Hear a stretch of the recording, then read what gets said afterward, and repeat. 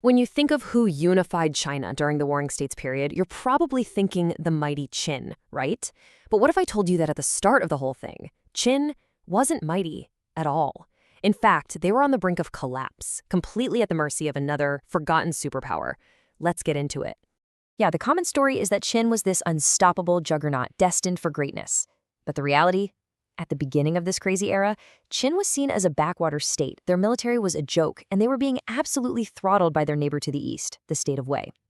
And Wei wasn't just some regional player. Under its brilliant ruler Wei Wenhao, it was the world's first true superpower. So how'd they do it? How did Wei get so powerful? Well, their whole empire was built on a foundation of what historians now call the four confidences: political, economic, military, and geographic. Get these four things right, and you're golden. But get even one wrong, and your entire empire can come crashing down. So in this explainer, here's what we're going to do. We're going to break down Wei's blueprint for success. We'll start with their political dream team, then look at how they built an empire literally on data. After that, we'll meet their ancient special forces, and trust me, these guys were intense. And finally, we'll uncover the one fatal flaw that threatened to bring the whole thing crashing down. All right, first up, political confidence. Because let's be real, you can have all the money and land in the world, but if you don't have the right people in charge, you are going nowhere. You hear this all the time today, right? Well, Wei Wenhao figured this out more than 2,000 years ago. He was a master recruiter, putting together an absolute dream team of legendary figures. But one guy, one administrative super genius, stood head and shoulders above the rest: Li Kui. He was about to architect a reform that would change China forever. See, before Li Kui came along, the government ran on the hereditary system. It's pretty simple. If your dad was a general, guess what? You're the next general. Doesn't matter if you're a military genius or a total buffoon. It was all about who you were, not what you could do. And it was, incredibly inefficient. Li Kui saw this and just flipped the whole system on its head. His idea was radical for the time: merit over bloodline. He got rid of the old hereditary jobs and created a new system where your position and your pay depended on your actual talent. For the first time, if you weren't useful to the state, you didn't get paid, even if you were some high and mighty noble. This brilliant move opened what was called the talent meridian, and suddenly the best and brightest minds from all over China were flooding into Wei. Okay, so now you've got a government packed with geniuses. That's awesome. But how are you going to pay for it all? Well, that brings us to our second pillar: building an empire on data. For hundreds of years, the economy ran on something called the well-field system. Just picture a tic-tac-toe board. 8 families would farm the squares on the outside for themselves, and they'd all work together on the middle square for the government. The problem was, with new iron tools, people were getting clever. They were secretly clearing and farming new land that wasn't on the official tic-tac-toe board, land the government didn't know about, and therefore couldn't tax. So Li Kui's solution was, again, just brilliant. First, he scrapped the old system and allowed private land ownership. But, and this is the key part, he then launched a massive nationwide land survey. Think of it like an ancient census, but for every single patch of farmland. For the very first time, the state knew exactly how much land there was and how productive it was.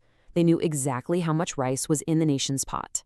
This was ancient big data, and it changed everything. But Li Kui wasn't just a data collector, he was a genius analyst. He broke down the budget for a typical farming family of 5. On average, he figured they could produce about 150 stones of grain a year. The state took a pretty reasonable 10% tax, so that's 15 stones, and then the family needed about 90 stones, or 60%, just to feed themselves and not starve.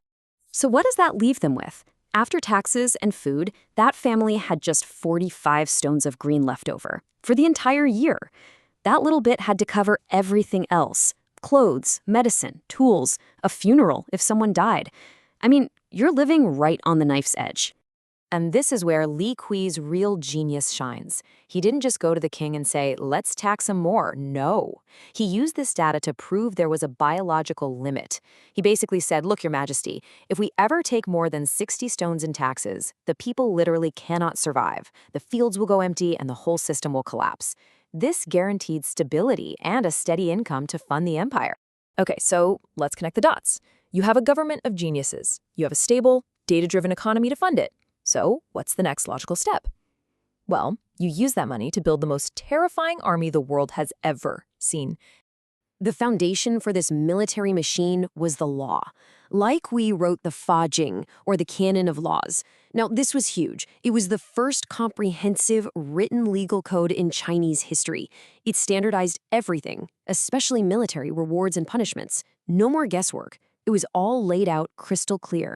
And using this legal framework, Wei created the Wei Wu Zhu. These guys were, well, they were the ancient world's Navy SEALs. And the test to get in was just insane. You had to wear 3 layers of heavy armor, carry a giant halberd and a sword, a heavy crossbow with 50 arrows, 3 days of food, we're talking over 50 pounds of gear, and then, carrying all that, you had to march 40 kilometers. That's nearly a marathon in a single morning. Just try to imagine. So you're probably asking, why on earth would anyone do this? Well, the reward was unbelievable. If you passed that insane test and became a Wei Wu Zhu, your entire family's life changed overnight. They were immediately exempt from all taxes, and they were given 100 acres of prime land. This had never happened before. For the first time ever, being a great soldier, not being born rich, was your ticket to the upper class. And did it work? Oh, yeah. The results were just staggering. This army, led by the legendary General Wu Qi, was practically invincible. Just look at their record. They fought in 72 major campaigns. They won 64 of them and lost 0. Not one. They were an unstoppable killing machine. Okay, for real though, let's pause here. Could you do it? Could you march almost a marathon with 50 pounds of gear strapped to you, all to change your family's future forever? It's a crazy thought, right? I'm genuinely curious what you guys think. Drop a comment below and let me know. All right, let's take a step back for a second. Wei has it all figured out, right? They've got the best people, the most advanced economy, and the deadliest army on the planet. They seem completely, utterly untouchable. But, as we know, every superpower has a fatal flaw. I mean, just think about this formula.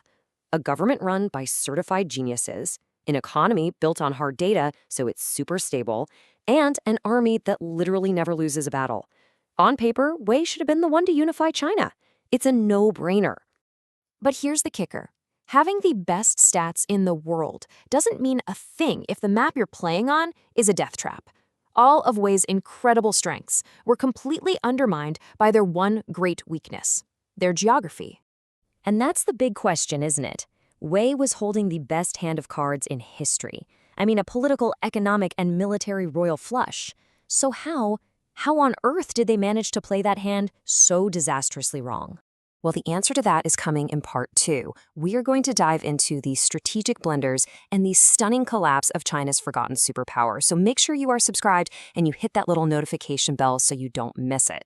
You're not going to want to. Thanks for watching.